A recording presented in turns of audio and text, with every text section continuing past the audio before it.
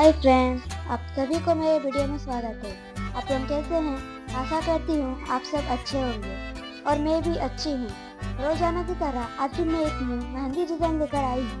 साथ में एक शायरी भी लाई हूँ। चलिए शायरी शुरू करते हैं। चमक रहती है मेहंदी की दिन और रात, चमक रहती है मेहंदी की दिन और रात, ऐसी लगी है मेहंदी करे सब इसकी बात। आप लोग वीडियो में बने रहे। वीडियो अच्छे लगे तो लाइक कमेंट शेयर कीजिएगा और अगर आप लोग मेरे चैनल में नहीं हैं तो चैनल को सब्सक्राइब जरूर कीजिएगा।